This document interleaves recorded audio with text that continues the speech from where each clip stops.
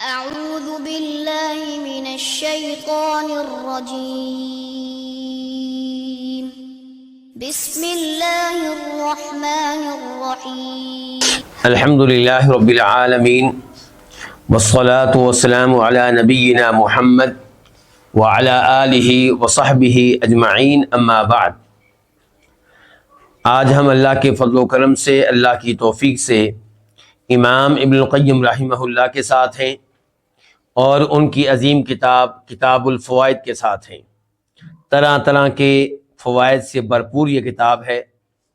کتاب کے مؤلف ابن القیم رحمہ اللہ فوت ہوئے ہیں 751 ہجری میں 751، اور اس کتاب کا وہ ایڈیشن، وہ طبع جس کے محقق ہیں شیخ عزیر شمس رحمہ اللہ، اس کے اعتبار سے آج ہے صفحہ نمبر 170 اور کتاب کا وہ ایڈیشن جس کی تحقیق کی ہے ڈاکٹر عبدالباسط مشہدانی نے، اس کے اعتبار سے صفحہ نمبر ہوگا 216 بلکہ 216 نہیں، ہاں 217 217۔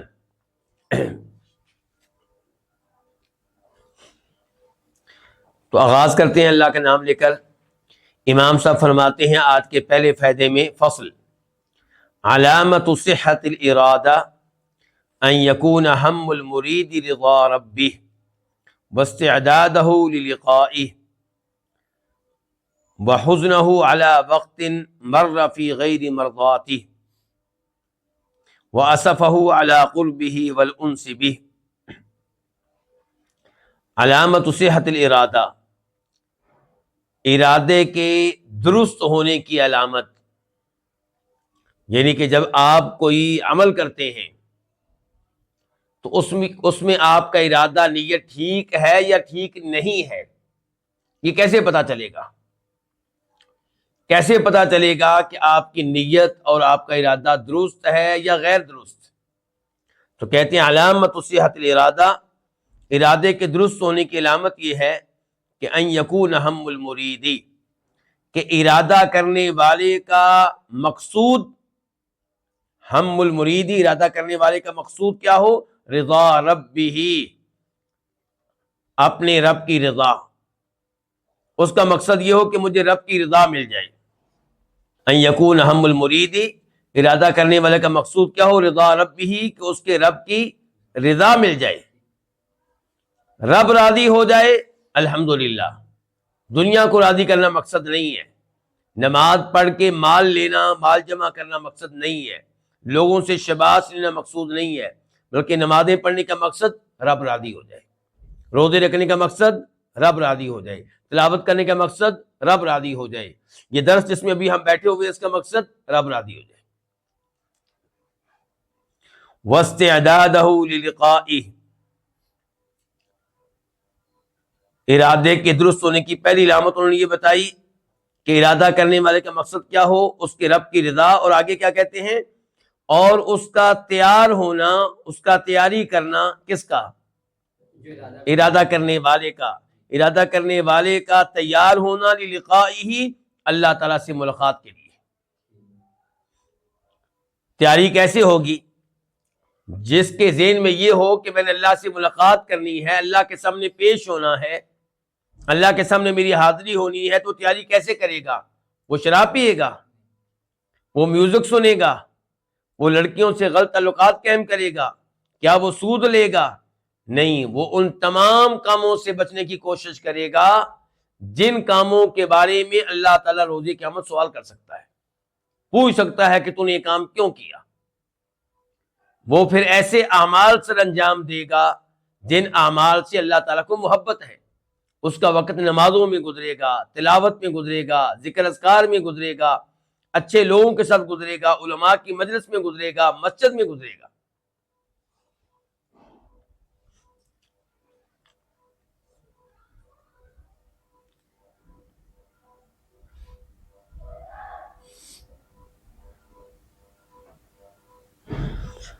تو ارادہ درست ہونے کی علامات ہمیں بتا رہے ہیں امام صاحب۔ پہلی یہ کہ ارادہ کرنے والے کا مقصود کیا ہو کہ رب راضی ہو جائے، اور دوسرا یہ کہ وہ اللہ تعالیٰ سے ملاقات کے لیے کیا کرے؟ تیاری کرے، اور تیسرا یہ کہ وہ غمگین رہے، حزنہ علی وقت مر فی غیر مرضاتہ، وہ غمگین رہے ہر اس وقت پہ جو گزرا ہے رب کو راضی کر دینے والے اعمال کے علاوہ دیگر اعمال میں۔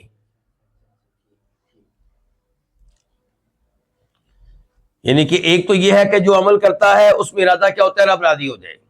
دوسرے نمبر پہ مستقبل میں حال میں تیاری کرتا ہے رب سے ملاقات کی، اور تیسرے نمبر پہ یہ کہ جو وقت گزر چکا ہے اس وقت میں جو وقت گزرا ہے ایسے اعمال میں جن کو اللہ پسند نہیں کرتا ان پہ اسے افسوس ہو کہ میں نے 5 سال گزار دیے کہاں پہ؟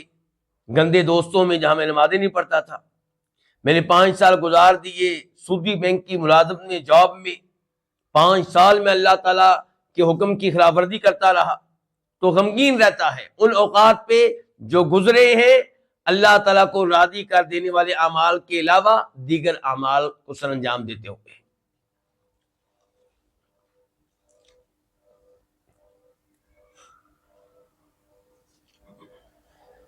اور اس کے بعد کیا ہے؟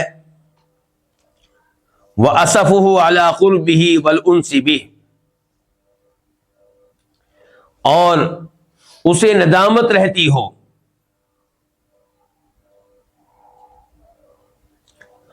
اس کے قریب ہونے پہ اور اس کے ساتھ مانوس ہونے پہ۔ کیا مطلب ہے اس جملے کا؟ جو میں سمجھ سکا ہوں وہ یہ ہے، واللہ تعالی اعلم، کہ اسے ندامت رہتی ہے کہ وہ اللہ تعالیٰ کو خوش کر دینے والے اعمال کے علاوہ دیگر اعمال کے قریب رہا اور دیگر اعمال کے ساتھ مانوس رہا، ان کے ساتھ لگا رہا۔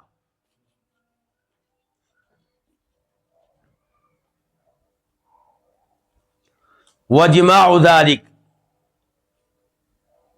اور اس سب کا خلاصہ کیا ہے؟ اس سب گفتگو کا خلاصہ یہ ہے کہ ان یصبح ویمسی، کہ وہ صبح میں داخل ہو یا شام میں داخل ہو، ولیس لہ ہم غیر، اللہ کے علاوہ اس کا کوئی ہم نہ ہو، اللہ تعالیٰ کے علاوہ اس کی کوئی ٹینشن نہ ہو، اللہ کے علاوہ اس کی کوئی فکر نہ ہو، اس کا مقصد رب ہو ہر کام میں، اس کی ٹینشن رب کو راضی کرنا ہو، اس کی توجہ اللہ رب العزت کی طرف ہو۔ تو یہ تھا آج کے درس کا پہلا فائدہ۔ اب ہم چلتے ہیں دوسرے فائدے کی طرف۔ امام صاحب کہتے ہیں فصل، اذا استغنى الناس بالدنيا فاستغني انت بالله، جب لوگ دنیا کے ساتھ بے نیازی اختیار کریں، یہ کہ دنیا میں مصروف ہونے کی وجہ سے وہ بے نیاز ہو جائیں، کس سے؟ دنیا کے علاوہ سے، یعنی کہ اللہ تعالیٰ سے، جنت سے، مسجد سے، نمازوں سے، اللہ کی اطاعت سے۔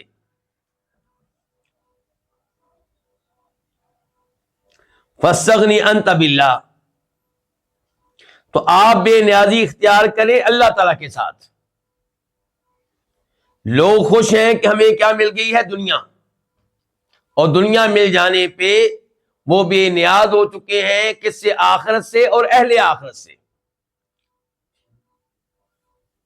دنیا کے ارد گرد ان کی زندگی گھومتی ہے، نہ وہ ضرورت محسوس کرتے ہیں نعوذ باللہ اللہ رب العزت کو خوش کر دینے والے اعمال کی، نہ وہ ضرورت محسوس کرتے ہیں اللہ والوں کی مجلس میں بیٹھنے کی، علماء کی مجلس میں بیٹھنے کی، نہ وہ مساجد میں جانے کی ضرورت محسوس کرتے ہیں، کیونکہ دنیا میں دل لگا ہوا ہے، کوئی ٹینشن ہی نہیں ہے آخرت کی، کوئی ٹینشن ہی نہیں ہے اللہ کو راضی کرنے کی۔ تو جب لوگوں کو یہ صورتحال ہو تو امام صاحب فرماتے ہیں اس زمانے میں، ان اوقات میں آپ بے نیازی اختیار کریں اللہ تعالیٰ کے ساتھ، یعنی کہ آپ اللہ تعالیٰ کے ساتھ اچھا تعلق قائم کر کے بے نیاز ہو جائیں دنیا سے اور دنیا والوں سے۔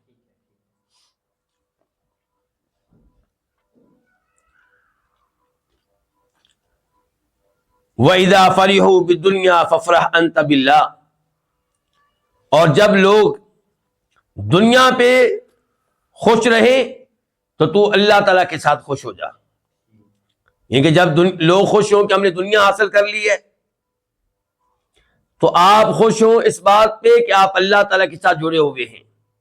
آپ خوش ہو اس بات پہ کہ آپ اللہ تعالیٰ کو حاصل کرنے کی کوششیں کر رہے ہیں.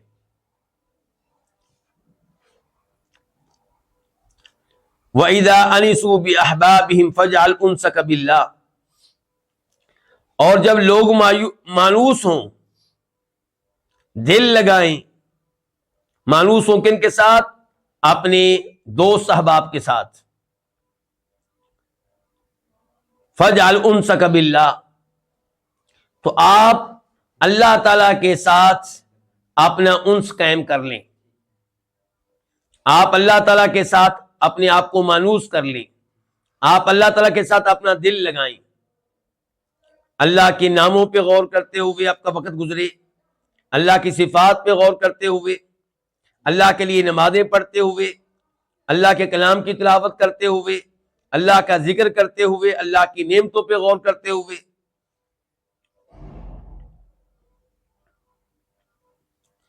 وَإِذَا تَعَرَّفُوا إِلَى مُلُوكِهِمْ وَكُبَرَائِهِمْ وَتَقَرَّبُوا إِلَيْهِمْ لِيَنَالُوا بِهِمُ الْعِزَّةَ وَالرِّفْعَةَ فَتَعَرَّفْ أَنْتَ إِلَى اللَّهِ وَتَوَدَّدْ إِلَيْهِ تَنَالُ بِذَلِكَ غَايَةَ الْعِزِّ وَالرِّفْعَةِ.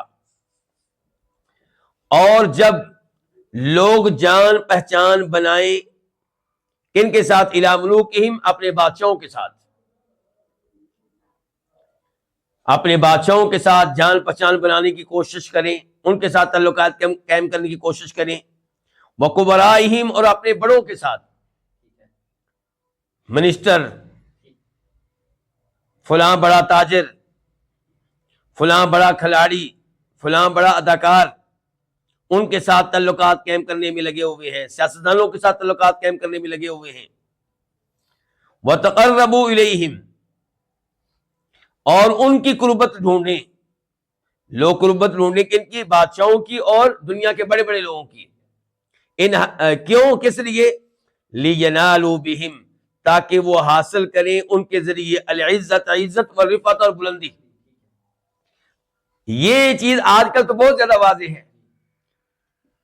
فلاں سیاستدان کے ساتھ سیلفی اور تصویر لگا دیں گے فیس بک وغیرہ پہ تاکہ دنیا کو پتا چلے کہ میرے تعلقات فلاں سیاستدان کے ساتھ ہیں، فلاں کھلاڑی کے ساتھ ہیں، فلاں اداکار کے ساتھ ہیں، فلاں بڑی شخصیت کے ساتھ ہیں.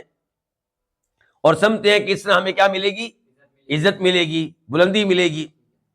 تو جب یہ صورتحال ہو کہ لوگ اپنے اپنے بادشاہوں اور اپنے اپنے بڑوں سے جان پہچان بنائیں اور ان کی قربت ڈھونڈیں تاکہ انہیں ان کے ذریعے عزت اور بلندی ملے، فَتَعَرَّفْ أَنْتَ إِلَى اللَّهِ، تو آپ جان پہچان بنائیں کس کے ساتھ؟ اللہ تعالیٰ کے ساتھ. وَتَوَدَّدْ إِلَيْهِ، اور آپ دوستی قائم کریں اس سے.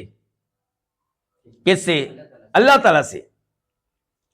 تَنَالُ بِذَلِكَ، اس طریقے سے آپ حاصل کر سکیں گے غایت العز، انتہائی درجے کی عزت، والرفعتی، اور انتہائی درجے کی رفعت اور بلندی. کتنے عظیم الشان یہ فوائد ہیں. امام ابن القیم رحمہ اللہ ہر درس میں تقریباً کوشش کرتے ہیں کہ ہمارے دلوں سے دنیا اور دنیا والوں کی محبت کو نکالیں یا کم از کم کر دیں، اور اللہ تعالیٰ کی محبت کو ہمارے دلوں میں بٹھا دیں. اب وہ کامیاب ہوتے ہیں یا نہیں ہوتے یہ بات کا معاملہ ہے، لیکن زور پورا وہ لگا رہے ہیں اپنا. ہر درس میں وہ ہمارے دل میں یہ فکر قائم کرتے ہیں اور ہم تھوڑا سا ان کی باتیں قبول بھی کرتے ہیں، لیکن آئندہ درس تک ہم بھول چکے ہوتے ہیں.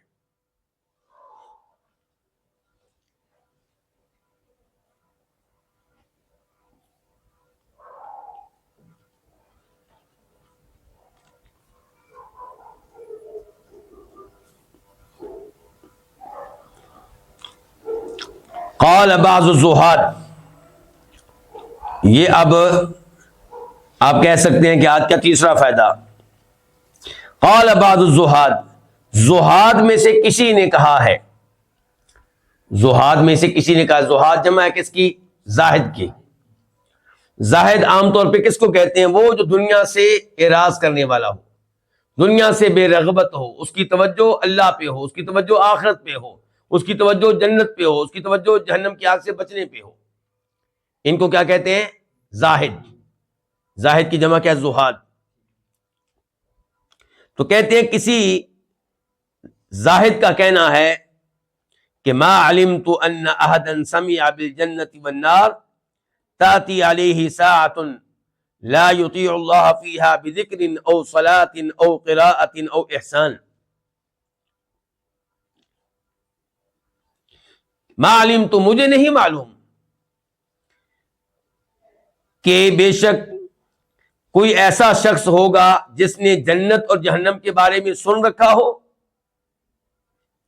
اس کے اوپر کوئی ایسی گھڑی آتی ہو، ایسی گھڑی گزرتی ہو جس میں وہ اللہ تعالیٰ کی اطاعت نہ کر رہا ہو، کوئی نہ کوئی ذکر کر کے، کوئی نہ کوئی نماز پڑھ کے، یا کوئی نہ کوئی تلاوت کر کے، یا کسی نہ کسی سے کوئی نہ کوئی احسان کر کے۔ کیا سمجھیں اس جملے سے آپ؟ کسی زاہد نے کہا ہے کہ جس آدمی نے جنت کے بارے میں سن لیا، جنت کی نعمتوں کے بارے میں جان لیا، جہنم کے بارے میں جان لیا، اس کی شدت کے بارے میں، اس کے عذاب کی ہولناکی اور خطرناکی اور سنگینی کے بارے میں جان لیا، ایسا آدمی ممکن نہیں ہے کہ اس کی زندگی کا کوئی بھی لمحہ اللہ کی اطاعت سے خالی ہو۔ جو جنت کو جانتا ہے، جہنم کو جانتا ہے، وہ ہر لمحے اللہ کی کسی نہ کسی اطاعت میں مصروف ہوگا، اللہ کا کوئی نہ کوئی ذکر کر رہا ہوگا، کوئی نہ کوئی نماز پڑھ رہا ہوگا، کہیں نہ کہیں سے کوئی تلاوت کر رہا ہوگا، اللہ کے کسی نہ کسی بندے کے ساتھ کوئی نہ کوئی احسان کر رہا ہوگا۔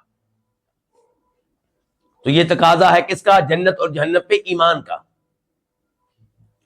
اسی لیے قرآن کریم میں بار بار تذکرہ آتا ہے جنت کا، بار بار تذکرہ آتا ہے کس کا؟ جہنم کا۔ یہ فائدہ ہے اس کا، جب آپ حقیقت جان لیں گے جنت کی تو آپ کا دنیا سے دل اٹھ جائے گا، پھر آپ اس کی تیاری میں لگ جائیں گے، پھر اس کے لیے آپ نیک اعمال بجا لائیں گے، پھر آپ کا مقصد یہ ہوگا کہ میں نے اللہ کی جنت لینی ہے۔ جب آپ کی نگاہ جہنم پہ ہوگی کہ جہنم کتنی خطرناک ہے، جہنم میں کیا کیا عذاب ملتا ہے، تو پھر بھی آپ کی توجہ اس بات پہ ہوگی کہ میں نے اپنے آپ کو جہنم کی آگ سے بچانا ہے۔ تو کیا کریں گے آپ اپنے آپ کو جہنم کی آگ سے بچانے کے لیے ہر لمحے اپنے آپ کو کسی نہ کسی اللہ کی اطاعت میں مصروف رکھیں گے، کوئی نہ کوئی نیکی کا کام کر رہے ہوں گے، یا آپ تفسیر پڑھ رہے ہوں گے، یا آپ حدیث پڑھ رہے ہوں گے، یا آپ عقیدے کی کتاب پڑھ رہے ہوں گے، یا آپ کوئی درس حدیث میں بیٹھے ہوں گے، یا درس قرآن میں بیٹھے ہوں گے، یا آپ نماز پڑھ رہے ہوں گے، ظہر کی، عصر کی، سنتیں پڑھ رہے ہوں گے، وتر پڑھ رہے ہوں گے، اشراق کی نماز آپ پڑھ رہے ہوں گے، تہجد کی نماز آپ پڑھ رہے ہوں گے، تلاوت آپ کر رہے ہوں گے، یا سورہ فاتحہ کی، یا آیت الکرسی کی، یا سورہ بقرہ کی آخری دو آیتیں، یا سورہ کاف، یا آخری تینوں کل، یا کہیں سے بھی آپ تلاوت کر رہے ہوں گے، یا آپ احسان اور نیکی کر رہے ہوں گے، اپنے والدین کے ساتھ اسے سلوک کر رہے ہوں گے، اپنے رشتہ داروں کے ساتھ اسے سلوک کر رہے ہوں گے، یا اپنے والدین کے ساتھ اسے سلوک کر رہے ہوں گے، یا پڑوسیوں کے ساتھ، یا رشتہ داروں کے ساتھ، یا ان لوگوں کے ساتھ جو آپ کے ساتھ اٹھتے بیٹھتے ہیں مسجد میں، آپس میں، آپ اللہ کے کسی نہ کسی بندے کے ساتھ کوئی نہ کوئی احسان کر رہے ہوں گے۔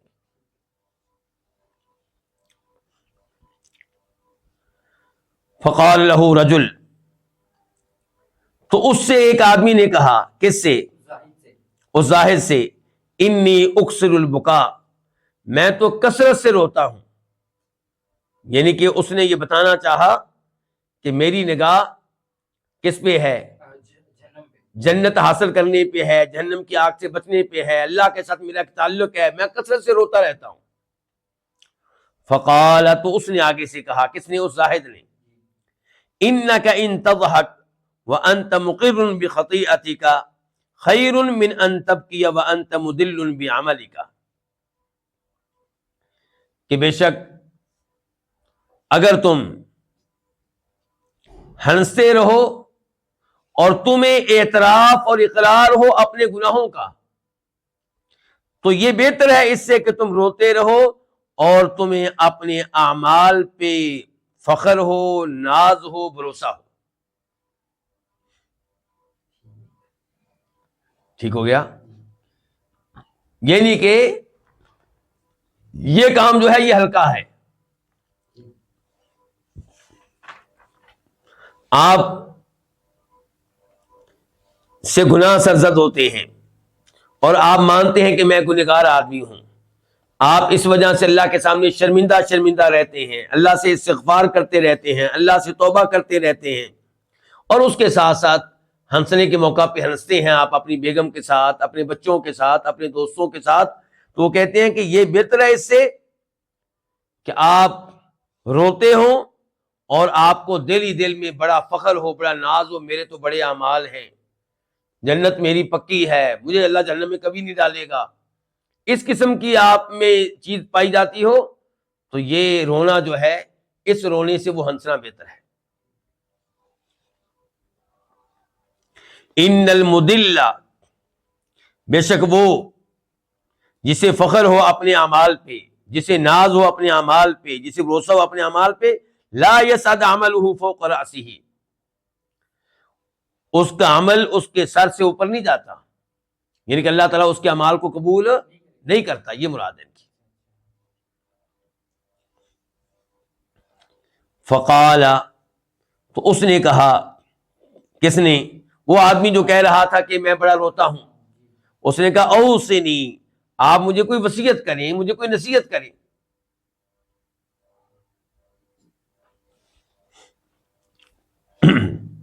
فقال دع الدنیا لأہلها، اس نے کہا کہ دنیا کو چھوڑ دو، لأہلها، اہل دنیا کے لیے،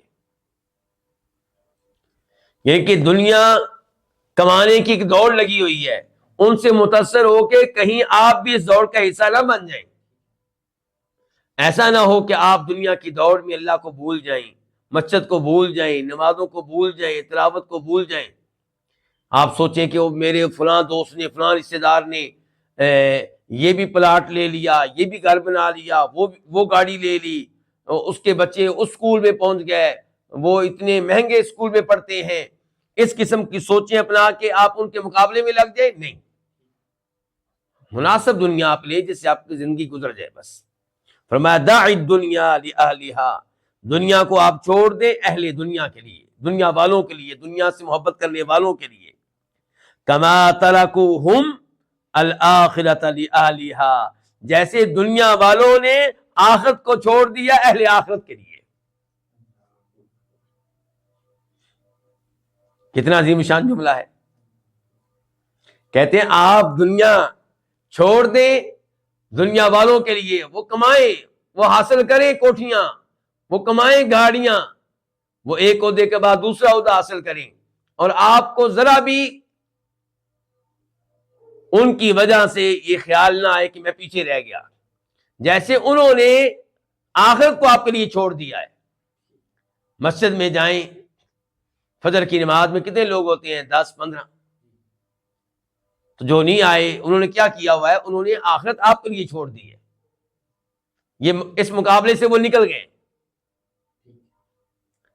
سود لینے والے اور بدعات کا ارتکاب کرنے والے اور سب سے بڑے مجرم کفر و شرک کرنے والے، وہ آخرت کی دوڑ سے باہر نکل چکے. انہوں نے آپ سے کہہ دیا ہے کہ بھائی تم جانو، تمہارا کام جانا، مسجد کو تم سنبھالو جی، ہم سے نہیں سنبھالی جاتی، ہم سے نہیں خرچ ہوتا ہے اس کے اوپر، ہم نہیں دے سکتے خطیب صاحب کی سیلری، ہم نہیں دے سکتے امام صاحب کی سیلری.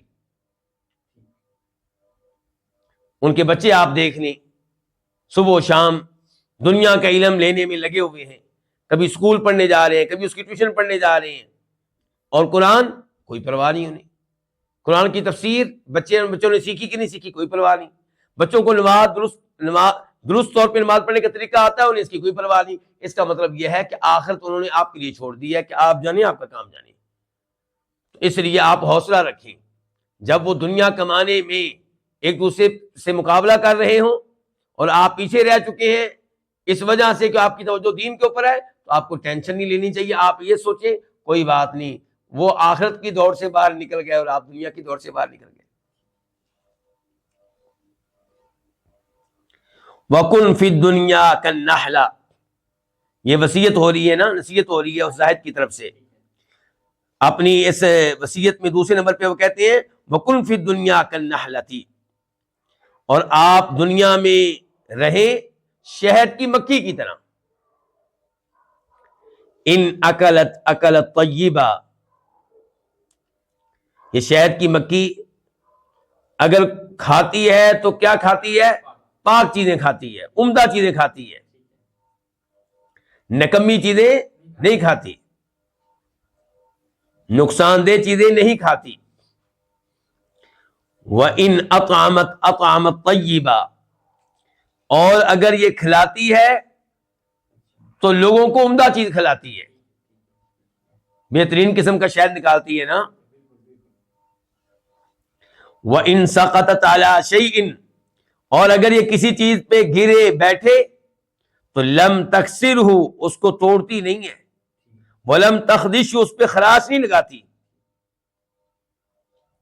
تو آپ بھی شہد کی مکھی کی طرح ہوں، جب بھی عمل کریں اچھا عمل کریں، نصیحت کریں لوگوں کو اچھی نصیحت کریں، اور اگر آپ کہیں پہ بیٹھیں تو آپ جن کے پاس بیٹھیں ان کو کوئی نقصان نہ پہنچائیں، بلکہ ان کا کوئی نہ کوئی فائدہ کر کے آئیں، ان کو کوئی اچھی نصیحت کر کے آئیں، ان کی خیر خواہی کر کے آئیں.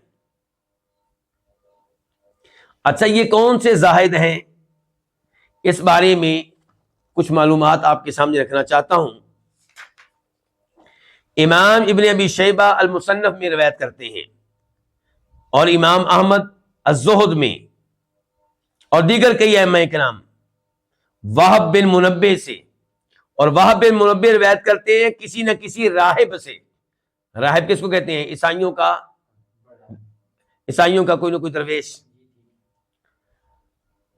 اور اس کے الفاظ یہ ہیں کہ ایک آدمی آیا کسی راہب کے پاس اور اس نے کہا اے راہب، آپ موت کو کیسے یاد کرتے ہیں؟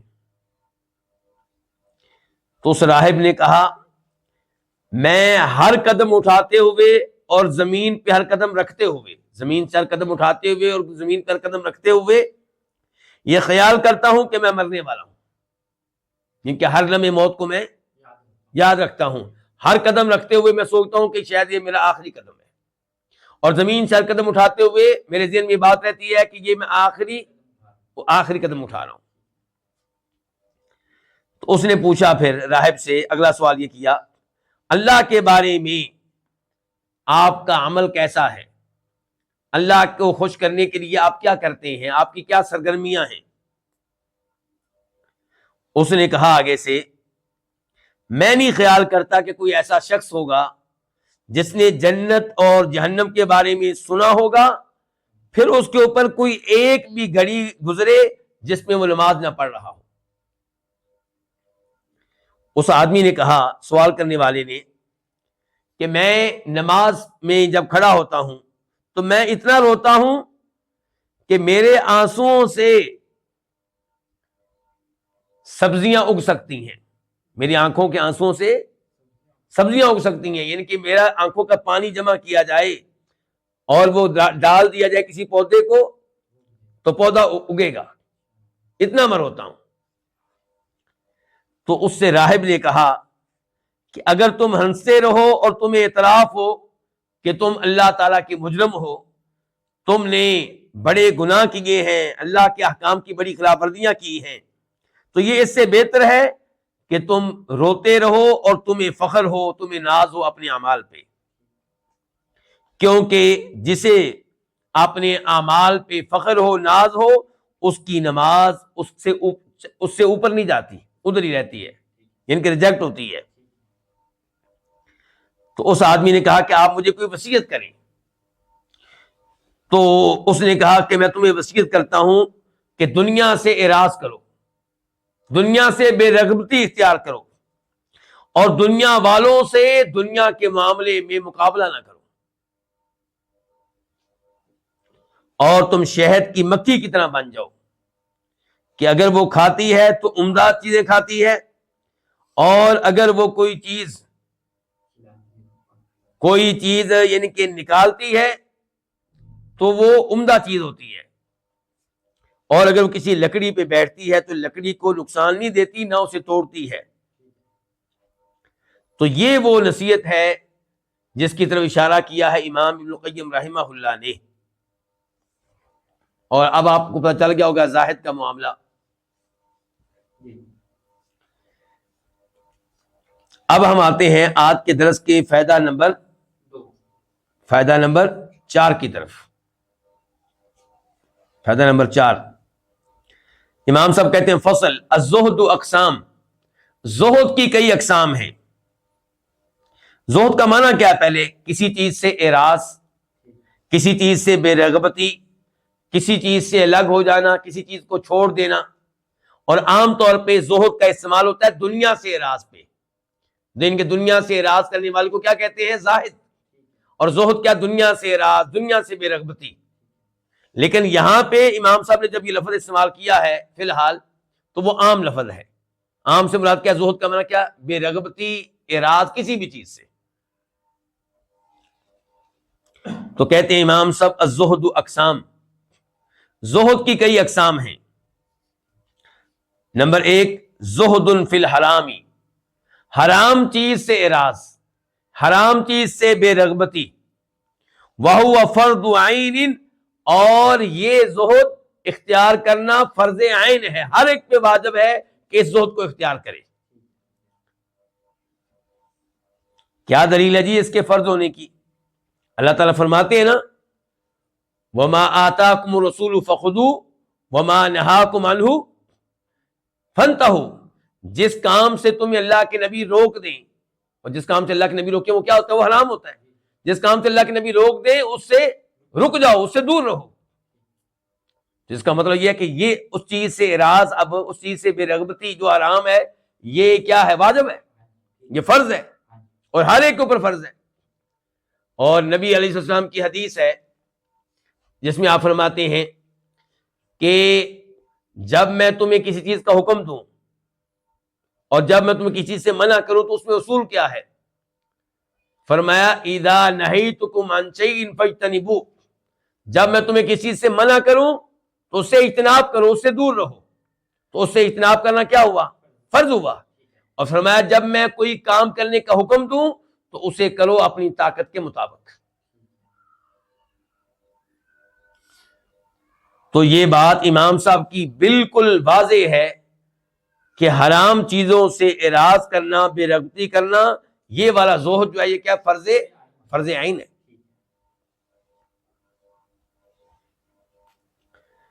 اچھا، دوسرا زہد کون سا ہے؟ وَزُہْدٌ فِي الشُّبُہات، مشکوک اور مشتبہ چیزوں سے اعراض کرنا۔ کیا مطلب؟ وہ چیزیں جن کے حلال اور حرام ہونے میں شک و شبہ ہے۔ کبھی فتویٰ ملتا ہے کہ یہ حلال ہے، کبھی فتویٰ ملتا ہے کہ یہ حرام ہے، اور آپ کے لیے دلیل واضح نہیں ہو سکی۔ اگر واضح ہو گئی تو پھر لوگوں کی پرواہ نہ کریں، لیکن اگر وہ چیز آپ کے لیے مشکوک ہے اور مشتبہ ہے تو اس سے اعراض کرنے کا کیا حکم ہے؟ واضح ہو گیا نا؟ کہتے ہیں وَزُہْدٌ فِي الشُّبُہات، دوسرے نمبر پہ کیا ہے؟ مشکوک اور مشتبہ چیزوں سے اعراض۔ اس کا کیا حکم ہے؟ کہتے ہیں وَهُوَ بِحَسَبِ مَرَاتِبِ الشُّبْہَہ، وہ شبہ کے مقام و مرتبہ کے مطابق ہے۔ شبہ آپ کو کتنا ہے؟ فَإِنْ قَوِيَتْ، اگر شبہ کیا ہے؟ شبہ قوی قسم کا ہے تو التحقت بالواجب، تو یہ چیز پھر واجب سے جا ملے گی۔ ابھی ہم نے کیا کہا تھا اوپر؟ حرام سے زہد کیا ہے؟ حرام چیزوں سے زہد اختیار کرنا، بے رغبتی کرنا، یہ فرض ہے، واجب ہے۔ تو کہہ رہے ہیں جو مشکوک اور مشتبہ چیزیں ہیں، اگر ان میں شبہ کبھی قسم کا ہے، کبھی شبہ یہ ہے کہ یہ حرام ہوگی، تو پھر اس سے زہد اختیار کرنا کیا ہوگا؟ واجب ہوگا۔ وَإِن ضَعُفَتْ، اور اگر شبہ کمزور ہے تو کان مستحباً، تو پھر اس سے زہد کرنا، بے رغبتی کرنا مستحب ہوگا، افضل ہوگا، بہتر ہوگا۔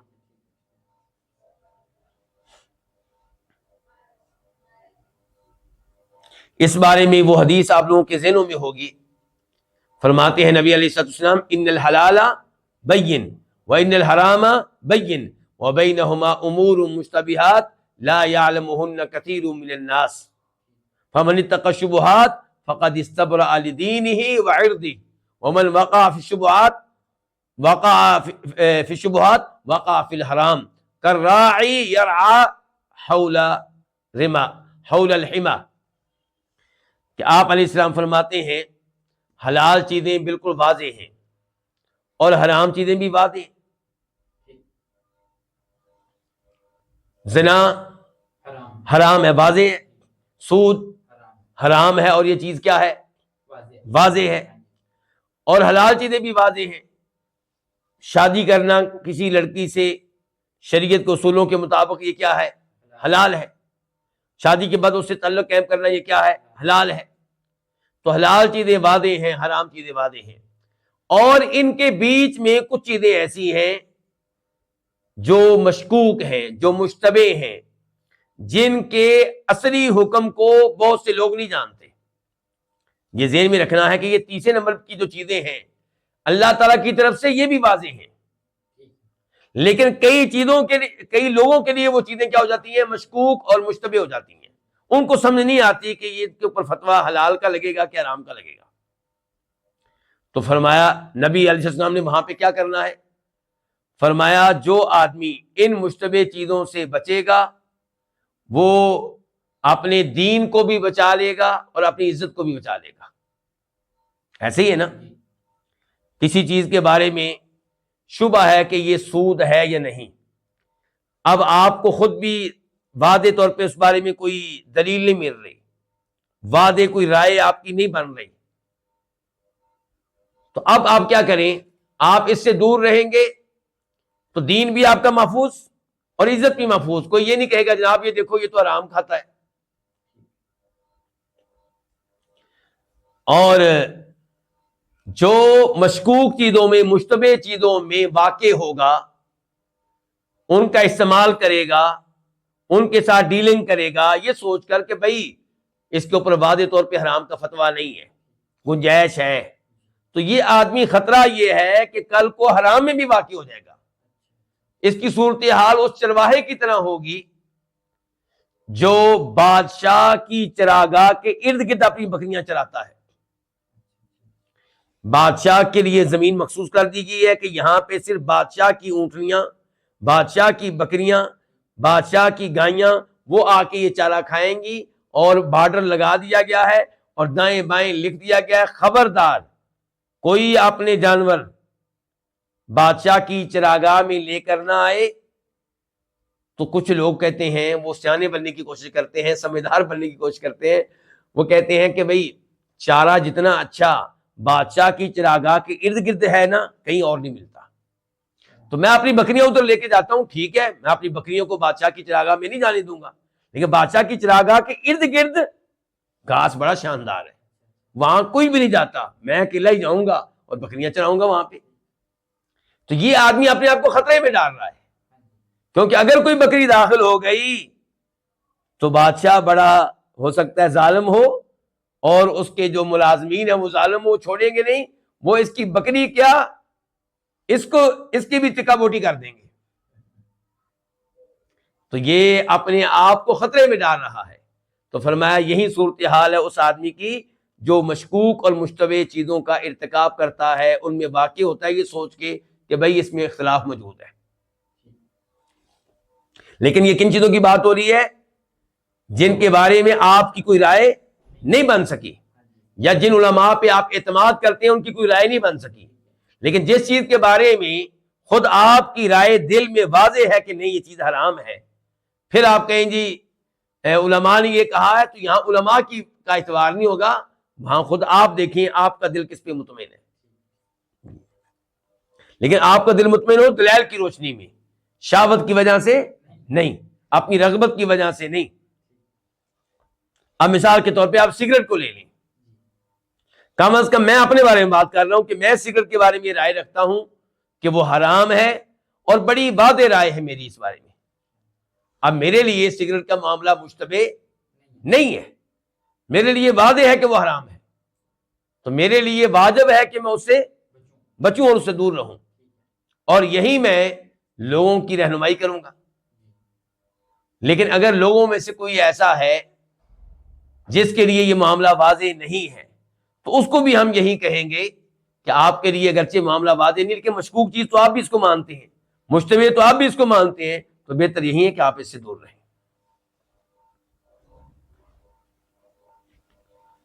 زہد کی کتنی اقسام پڑھ لی ہم نے؟ دو پڑھ لی ہیں۔ حرام چیزوں سے بے رغبتی اختیار کرنا، یہ زہد پہلا، اور پھر مشکوک اور مشتبہ چیزوں سے اعراض کرنا، بے رغبتی اختیار کرنا، یہ تھا زہد نمبر 2۔ اور اب کیا وزہد فی الفضول، لا یعنی چیزوں سے اعراض کرنا، فضول قسم کی چیزوں سے اعراض کرنا،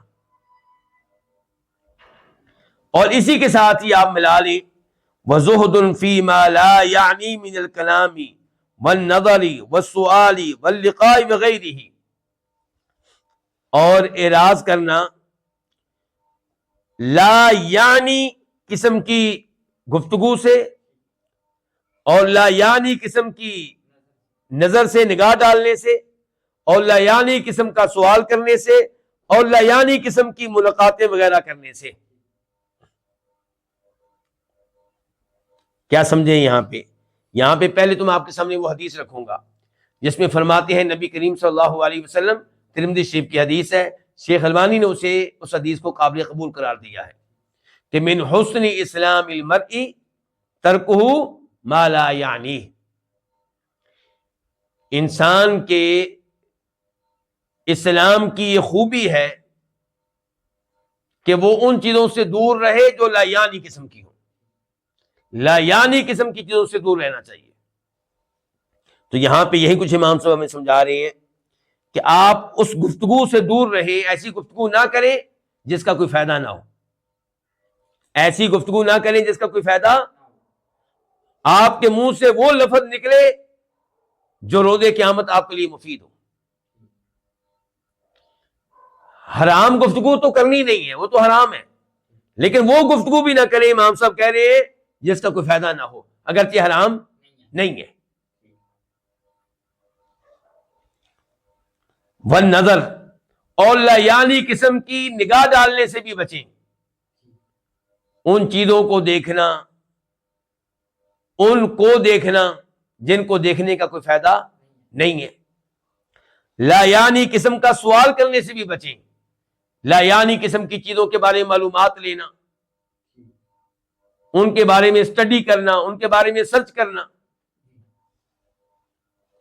اور ایسی لا یعنی قسم کی ملاقاتیں کرنا، ان لوگوں سے ملاقاتیں کرنا جن سے ملاقات کرنے کا آپ کو آخرت کے لحاظ سے کوئی فائدہ نہیں ہے، جن سے ملاقات کرنے کی وجہ سے آپ کے دین میں کوئی اضافہ نہیں ہوگا، آپ کے شرعی علم میں کوئی اضافہ نہیں ہوگا، آپ کی نیکیوں میں کوئی اضافہ نہیں ہوگا، جن سے ملاقات کر کے آپ اللہ کے قریب نہیں ہو سکیں گے، تو کیوں ملیں آپ ان سے، کیوں ملاقات کریں آپ ان سے؟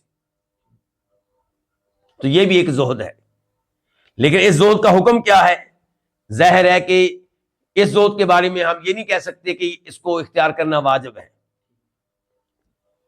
لیکن امام صاحب نے اشارہ دے دیا ہے کہ یہ لا یعنی قسم کا ہے تو اس سے بچنا ہی کیا ہے، بہتر ہے۔ اور حدیث میں بھی الفاظ سخت نہیں آئے، حدیث میں کیا ہے؟ من حسن اسلام المرء ترکہ ما لا یعنی، کہ لا یعنی قسم کے امور سے بچنا، جو امور آپ کے لیے مفید نہیں ہے یہ آپ کے لیے بہتر ہے۔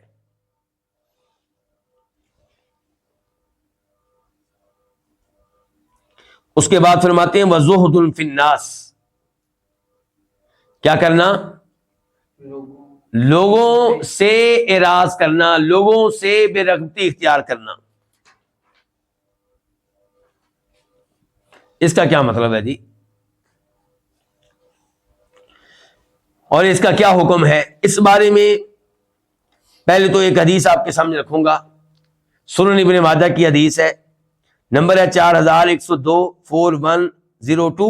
شیخ البانی رحمہ اللہ نے اس حدیث کو قابل قبول قرار دیا ہے۔ راوی ہیں سہل بن سعد الساعدی رضی اللہ تعالی عنہ، کہ نبی علیہ السلام کے پاس ایک آدمی آیا، اس نے کہا اللہ کا رسول دلنی علی عمل، اذا انا عملته احبنی اللہ واحبنی الناس، مجھے کوئی ایسا عمل بتائیے جو میں کروں تو مجھ سے اللہ بھی محبت کرے، لوگ بھی محبت کریں۔ سوال کیسا ہے؟ بہت اچھا سوال ہے۔ ایسے اعمال کی تلاش ہے جو کریں تو آپ اللہ کے محبوب بن جائیں، ایسے عمل کی تلاش ہے جو آپ کریں تو لوگ بھی آپ سے محبت کریں۔ فقال، تو آپ علیہ السلام نے کہا، ازہد فی الدنیا یحبک اللہ، دنیا سے اعراض کریں تو اللہ تعالیٰ کے آپ محبوب بن جائیں گے۔ دنیا سے اعراض کریں مطلب کیا؟ آخرت میں دلچسپی لیں، آخرت میں توجہ رکھیں، آخرت کے لیے تیاری کریں، اور دنیا سے اعراض کریں تو آپ اللہ تعالیٰ کے کیا بن جائیں گے؟ محبوب بن جائیں گے، اللہ کی محبت کو پا لیں گے۔ وَازْهَدْ فِي مَا عِندَ النَّاسِ يُحِبُّوكَ، اور آپ ان چیزوں سے اعراض کریں، بے رغبتی اختیار کریں جو لوگوں کے پاس ہیں، تو آپ لوگوں کے محبوب بن جائیں گے۔ یعنی کہ لوگ اس سے محبت کیسے کر سکتے ہیں جو ہر وقت لوگوں کی چیزوں میں دلچسپی رکھتا ہے؟ جی آپ کے پاس یہ موبائل ہے، کتنے کا آیا ہے؟ کیا آپ مجھے مل سکتا ہے؟ آپ مجھے تحفہ نہیں دے دیتے؟ آپ کی گاڑی چاہیے تھی، میں نے فلاں جگہ جانا ہے۔ آپ کی بائک چاہیے تھی، میں نے فلاں جگہ جانا ہے۔ یعنی کہ ہر وقت لوگوں سے مانگتے رہنا، لوگوں کی چیزوں میں دلچسپی رکھنا، اشارے ایسے کرنا جس کا مطلب یہ کہ چیزیں مجھے مل جائیں۔ تو جب آپ یہ کام کریں گے تو پھر لوگ آپ سے محبت نہیں کریں گے بلکہ آپ سے نفرت کریں گے۔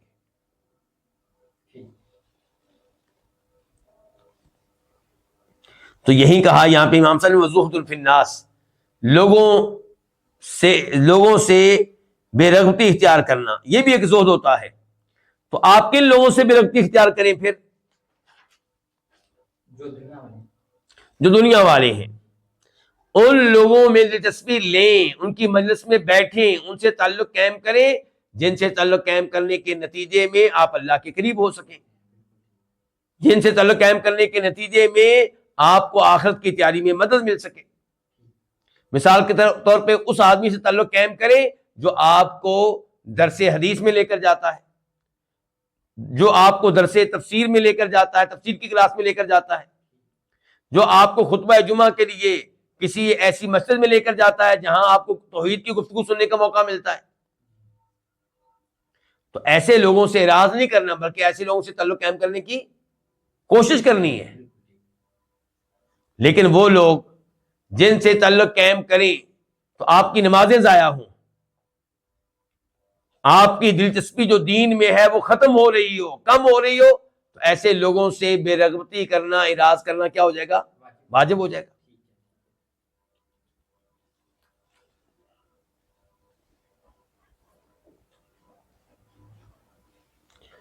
اور پھر ایک اور زہد بتا رہے ہیں، کہتے ہیں وَزُهْدٌ فِي النَّفْسِ بِحَيْثُ تَهُونُ عَلَيْهِ نَفْسُهُ فِي اللَّهِ، اور اپنے نفس کے معاملے میں، اپنی جان کے معاملے میں زہد اختیار کرنا۔ وہ کیسے جی؟ وہ اس طرح کہ اس کا اپنا نفس اس کے لیے اللہ کے معاملے میں ہلکا ہو جائے۔ سمجھ گئے یہ بات؟ کیا مطلب؟ اللہ کو اہمیت دے اور اپنی جان کو اہمیت نہ دے، اپنے نفس کو پیچھے کر دے اللہ کو پانے کے لیے۔ نفس کیا مانگتا ہے؟ نفس مانگتا ہے اس وقت شراب، تو اپنے نفس کی پرواہ نہ کرے۔ کس کی پرواہ کرے؟ اللہ تعالیٰ کی پرواہ کرے۔ نفس کیا مانگتا ہے؟ نفس مانگتا ہے نیند، کس ٹائم؟ نماز کے وقت، فجر کے وقت۔ نہ، نفس کی پرواہ نہ کرے، اس سے اعراض کرے، اس سے بے رغبتی کرے، اس کی خواہش کو پورا نہ کرے، کیونکہ یہاں نفس کا اور رب کا مقابلہ ہے کہ نفس کو راضی کریں یا اللہ کو راضی کریں۔ تو اللہ کے معاملے میں اپنے نفس کو ہلکا جانیں۔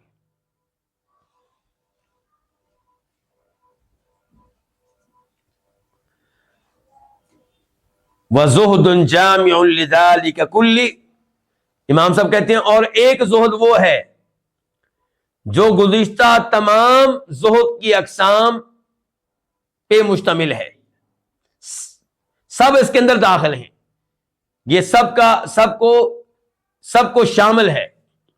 وَزُهْدٌ جَامِعٌ لِذَلِكَ كُلِّ، اور ایک وہ زہد ہے جو شامل ہے زہد کی ان تمام اقسام کو، اور وہ کیا ہے؟ وَهُوَ الزُّهْدُ فِي مَا سِوَى اللَّهِ وَفِي كُلِّ مَا شَغَلَكَ عَنْهُ، الزہد اعراض کرنا، بے رغبتی کرنا ان تمام چیزوں سے جو اللہ کے علاوہ ہیں، اور ان تمام چیزوں سے اعراض کرنا جو آپ کو اللہ تعالی سے غافل کر دیں۔ واضح ہو گیا؟ یعنی کہ ہر اس چیز سے آپ اعراض کریں جو اللہ تعالیٰ کے علاوہ ہے، اور ہر اس چیز سے اعراض کریں جو آپ کو اللہ سے غافل کر دے۔ کہتے ہیں وَأَفْضَلُ الزُّهْدِ، بہترین زہد کیا ہے؟ بہترین زہد یہ ہے کہ اخفاء الزہد، کہ آپ زہد کو مخفی رکھیں، پوشیدہ رکھیں۔ یہ بھی تو ایک مسئلہ ہے نا کہ زہد اتنے ہوتے نہیں جتنے اپنے آپ کو ظاہر کرتے ہیں۔ لوگوں کو پتا چلے جی بس میں تو جناب میری توجہ تو بس جنت کے اوپر ہے، میری توجہ تو بس اللہ تعالیٰ کے اوپر ہے جی، اور مجھے نہیں چاہیے جی یہ دنیا۔ ٹھیک ہے، کبھی بیان کرنا پڑتا ہے، کوئی حرج نہیں اگر بیان کرنے کا مقصد اچھا ہے، تاکہ لوگ بھی آپ کی طرح بنے، آپ چاہتے ہیں کہ لوگ بھی میری طرح بنے اس لیے آپ یہ باتیں کرتے ہیں، کوئی حرج نہیں۔ لیکن اگر بیان کرنے کا مقصد یہ ہے کہ لوگوں کو میری نیکی کا پتہ چلے، اور لوگوں کو پتہ چلے کہ جناب میں بڑا زاہد ہوں، تو پھر تو یہ غلط ہو گیا نا۔ کہتے ہیں وہ افضل الزہد، اور بہترین زہد کیا ہے؟ اخفاء الزہد، زہد کو مخفی رکھنا۔ وَأَصْعَبُهُ، اور مشکل ترین زہد کیا ہے؟ الزہد فی الحدود، کہ دنیا کے معاملے میں، دنیا کے حصوں کے معاملے میں زہد اختیار کرنا، یعنی کہ دنیا کے معاملے میں زہد اختیار کرنا یہ کیا ہے؟ یہ کافی مشکل ہے۔ اس کے بعد کہتے ہیں والفرق بینہ وبین الورع، اس زہد کے مابین اور ورع کے مابین فرق کیا ہے؟ ایک لفظ ہوتا ہے زہد اور ایک لفظ کیا ہوتا ہے؟ ورع۔ ان میں فرق کیا ہے؟ کہتے ہیں ان الزہد ترک ما لا ينفع فی الآخرہ، زہد کیا ہے؟ چھوڑ دینا ان امور کو جو آخرت میں فائدہ نہ دیں۔ والورع، اور ورع کیا ہے؟ ترک ما یخشى ضررہ فی الآخرہ، چھوڑ دینا ان چیزوں کو جن کے نقصان کا اندیشہ ہے آخرت میں۔ زہد کیا ہے؟ ان چیزوں سے اجتناب جو آخرت میں مفید نہیں دیں گی، آخرت میں فائدہ نہیں دیں گی۔ اور ورع کیا ہے؟ ان چیزوں کو چھوڑ دینا جن کے بارے میں خطرہ ہے کہ آخرت میں میرے لیے نقصان دہ ثابت ہوں گی۔ کہتے ہیں والقلب المعلق بالشہوات، وہ دل جو شہوات میں الجھا ہوا ہے، شہوات کے ساتھ جڑا ہوا ہے، لا یصح له زہد ولا ورع، اس کے لیے نہ زہد، اور اس کے لیے نہ زہد ٹھیک ہے اور نہ ہی ورع۔ یعنی کہ وہ دل جس میں غلبہ ہے شہوات کا، دنیا کو حاصل کرنے کا، دنیاوی چیزوں کو حاصل کرنے کا، خواہشات نفس کو حاصل کرنے کا، وہاں پہ نہ زہد کام آئے گا نہ ورع، نہ وہ زاہد بن سکے گا ایسا آدمی، اور نہ صاحب ورع بن سکے گا۔ قال یحییٰ ابن معاذ الرازی، امام یحییٰ بن معاذ الرازی کہتے ہیں یہ ایک واعظ گزرے ہیں، ایک واعظ، ایک زاہد، واعظ یعنی کہ لوگوں کو خیر کی باتیں بتانے والے، لوگوں کو نصیحتیں کرنے والے ایک صاحب گزرے ہیں۔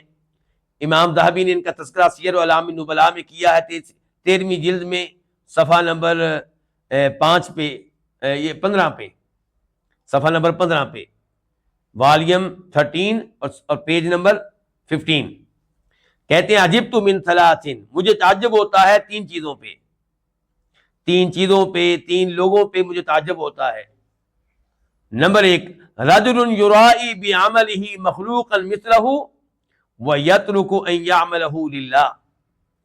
نمبر ایک وہ آدمی جو اپنے اعمال کسی مخلوق کو دکھانا چاہتا ہے، اپنی جیسی مخلوق کو دکھانا چاہتا ہے، جو اپنے عمل کے ذریعے ریاکاری کرتا ہے. ان کے ایک وہ آدمی یرائی بعملہ جو اپنے اعمال دکھانا چاہتا ہے، مخلوق مثلہ اپنی جیسی کسی مخلوق کو، اپنے جیسے کسی انسان کو، ویترک اور اس بات کو چھوڑ دیتا ہے کہ وہ یہ عمل کرے اللہ کی خاطر. اللہ کی خاطر عمل کرنے کی بجائے اپنے جیسے کسی بندے کی خاطر عمل کر رہا ہے. تعجب ہوتا ہے مجھے، کتنی گھٹیا سوچ ہے اس کی، کتنی گھٹیا نیت ہے اس کی. یہ تو نماز پڑھ رہا ہے، تو روزہ رکھ رہا ہے، تلاوت کر رہا ہے، اللہ کو راضی کرنے کے لیے یہ عمل کر. اپنے جیسے انسان کے لیے کرے گا وہ تجھے کیا دے گا؟ وَرَجُلٌ يَبْخَلُ بِمَالِهِ وَرَبُّهُ يَسْتَخْرِجُهُ مِنْهُ فَلَا يُقْرِضُهُ مِنْهُ شَيْئًا.